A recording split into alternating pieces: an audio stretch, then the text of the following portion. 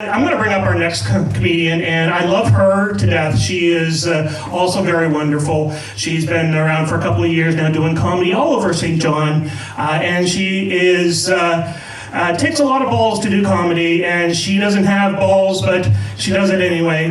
Ladies and gentlemen, please welcome to the stage Miss Kris Trotter.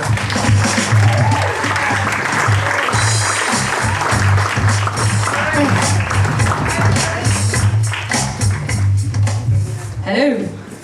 How are you? You're sitting, I'm going to stand. I'd like to come down here, but I'm too short. So I'm going to stand right here so the people in the cheaper seats or something can see me. So hello, everybody. What a beautiful place. What a beautiful night. It is neither too hot nor too cold. Is it bad if I was wandering over there eating some grapes? I was like eating the grapes and then I'm like, ooh, maybe you're not supposed to do this. Maybe these are expensive grapes. We asked who's on a date, but I'd like to know who is not on a date here tonight at Dunhams Run Date Night. Hands up, not on a date, woo! All right, well, I'm an ideas person and I would like to give a free idea to the owners here. I think if you're going to run date night at Dunhams Run Winery, it's hard to say, Dunhams Run Winery every second Thursday, if you're gonna have date night, I think they should serve dates, the fruit. Because it's date night at Dunhams Run. And my other idea is I think you should serve them warm. Because if you serve warm dates, then all of us can go home and tomorrow we can put on Facebook, I had a hot date at Dunhams Run last night. And it would be true, right? So that's just one of my free ideas. Speaking of hot, I know there's a few people in the crowd, at least a couple, because I came with them, who are not from Canada originally. And I want all of us Canadians to tell them about our biggest stress. What is the biggest stress that Canadians have? Always have had this stress, always will. It is the Canadian weather. Yes, winter weather, yeah.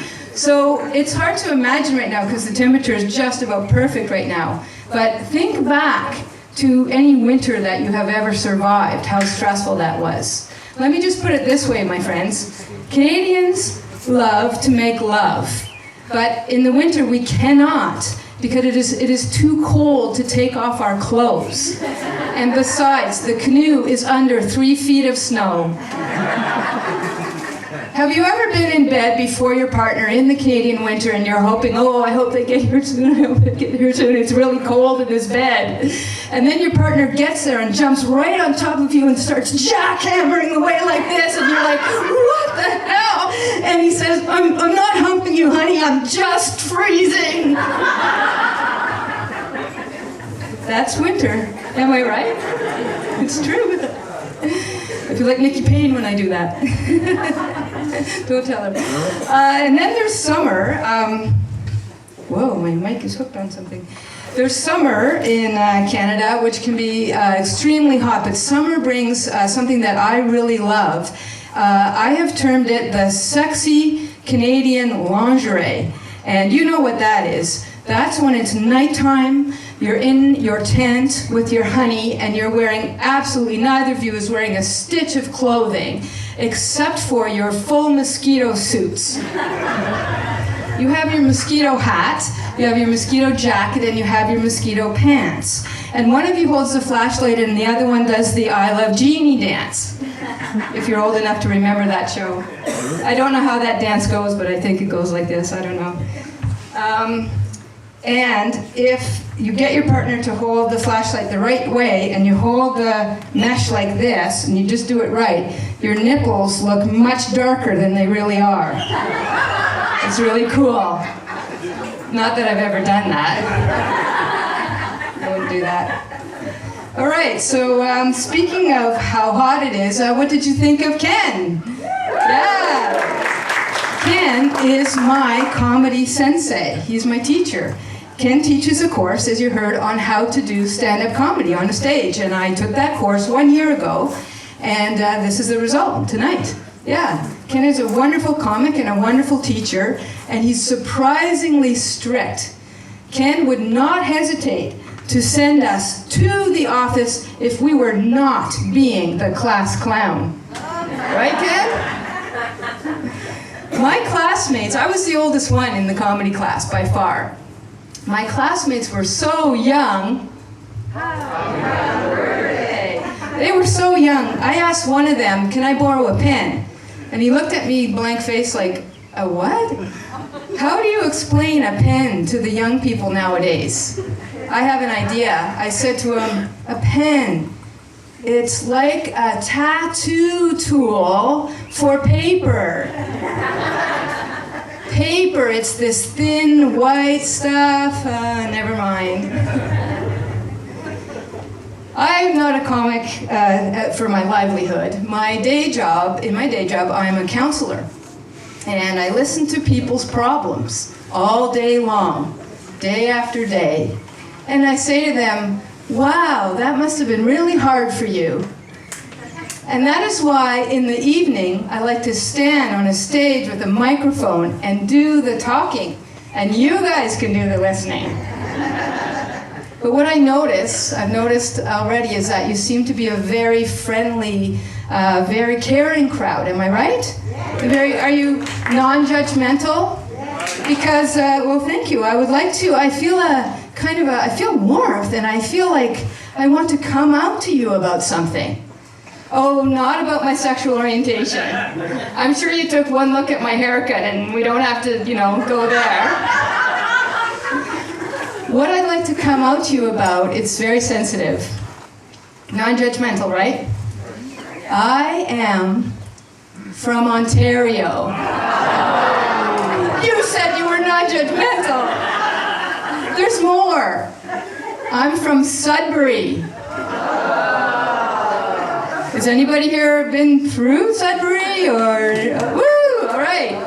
Well, for my friends who are not from Canada, I'll quickly explain that. Growing up in the 60s in Sudbury is basically one big giant strip mine. At least it was in the 60s, okay? As a little girl, I loved to go in my backyard and I would sit on the dead grass and I would look at the Inco smokestacks spewing their toxic fumes. And I called this game watching the smokestacks make clouds.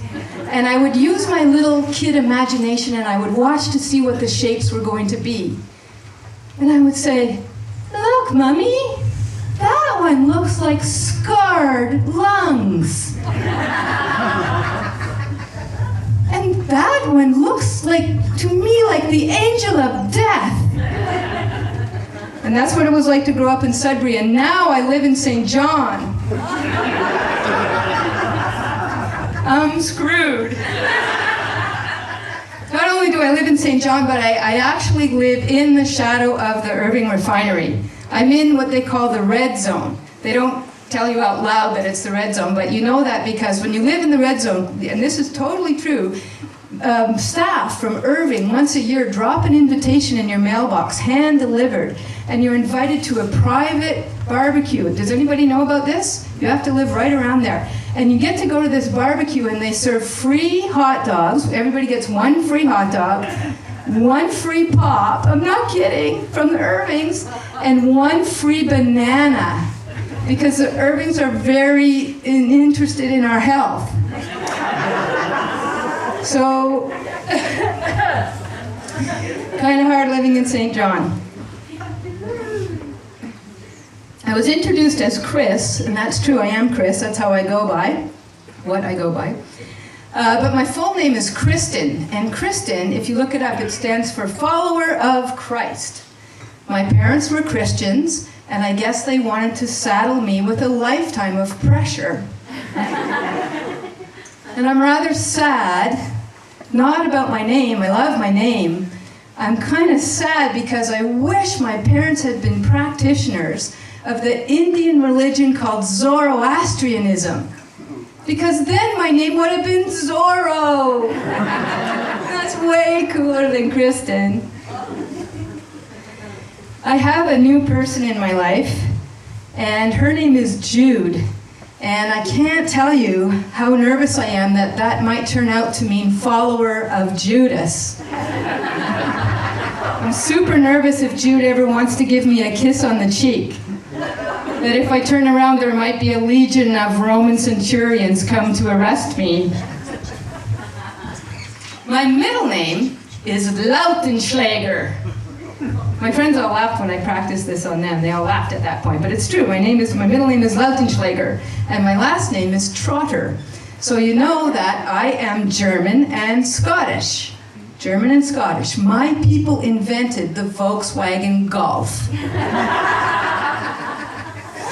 Now, what do you think the Scottish people are most known as being? Somebody said drunk, but no, it's not drunk. What? Temper? Okay, cheap. Yeah, you're saying cheap. Yeah, I agree with you, except we prefer the term frugal. Okay? I am so cheap, we don't even have time for me to tell you. It's a whole other routine that I'll do on how damn cheap I am. My friends are nodding. My roommates, like, you should see her face. I'm so cheap.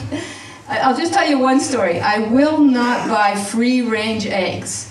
If I pay good money for eggs, when I go to the refrigerator, I expect them to be in the refrigerator, not ranging all over my house. When I want an egg, it needs to be there. Now, what do you think the German people are known for when it comes to food and drink? Beer, thank you. What else? Food. Sausages, beer and sausages, say no more. There's lots of other things, but right there you have my heart. The German in me loves beer, the German in me loves sausages. That's why I love the Irving picnic. You get a free hot dog. That's like a little sausage. But the Scot in me only lets me buy beer and sausages when they're on sale, right? All right. So, has anybody here been playing Pokemon Go? No, but have you seen people playing it? Go uptown, there are people just wandering around like zombies with phones. It's awesome. Police forces all across Canada are warning players of Pokemon Go to maintain awareness of their surroundings while they're playing, so they don't wander into a dangerous environment. I don't know what that was about. Do not, when you're playing Pokemon Go, lose awareness of your surroundings and wander into a dangerous environment. I don't know, like wandering across the Canadian border into the United States. Now that's a dangerous environment these days, am I right? You've got Donald Trump, you've got people shooting each other, you've got huge fights over washrooms. I was reading that Caitlyn Jenner is still going to vote Republican, even though the Republican Party is highly oppressive of transgender rights. Caitlyn, what is that about? I guess I was wrong.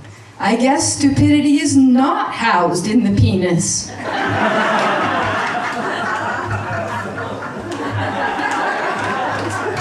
Sorry. Polarizing. Has anybody here been divorced ever? Sister, brother? Hello, Ken. 3 times, right? Yeah.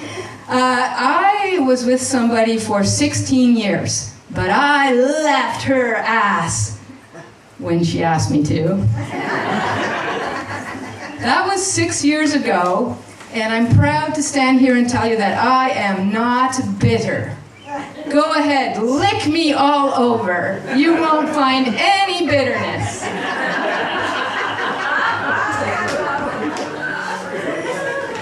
Experts tell us that when you go through a breakup, you should not blame yourself, nor should you blame your ex.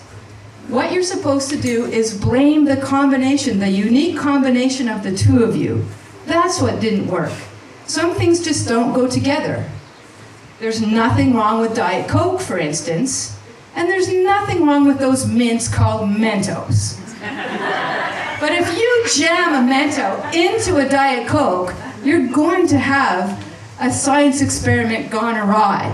And then you're going to have to clean up the mess. And that's what some relationships are like, right? Some things just don't go together. That brings to mind another thing that doesn't go together. Donald Trump and the presidency of the United States. Please, God, Please, God, may that not happen. And God, hello, this is Kristen. I don't know if you know me, but I'm a follower of your son. All right. Speaking of praying, the Anglican Church last week had a monumentous event. Does anybody know what that was? The Anglican Church? Yes? No? The Anglican Church voted last week to decide if they were going to perform same-sex marriages or if they were going to not perform same-sex marriages. Anyone know about this? No Anglicans? Yes? One Anglican, thank you. Oh, not Anglican, okay. No Anglicans! Isn't that rare? I don't know. They don't go to Comedy with Balls. Anyway, they had a vote to see, will we perform same-sex marriages or will we not? Canadian Anglicans have been performing gay acts for centuries, but they had to vote to see if they would perform gay marriages. They held the vote electronically, and when they tabulated the e-votes, they saw and they announced to the media that no, we will not do it. Then they counted the votes by hand, and oops, how embarrassing. It turned out there were enough votes that yes, they are going to perform same-sex marriages in the Anglican Church. Yes, I know I'm happy about that. But what I'm kind of more happy about is we all got to see the Anglican Church go through the embarrassment of a premature etabulation, which they corrected with a hand job.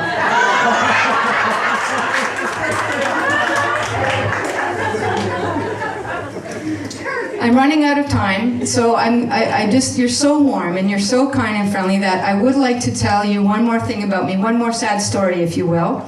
But it's so personal to me that I do need you to use the one counseling skill that I taught you tonight. Do you remember what it was? It's when you say, I want you to all do it together, wow, that must have been very hard for you. Okay, so you ready? Try it. Wow, that must have been very hard for you. Oh my God, I'm going to pass out your counseling certificates. I just hit with waves of empathy. Okay, here's my story. So as I told you, I grew up in Sudbury.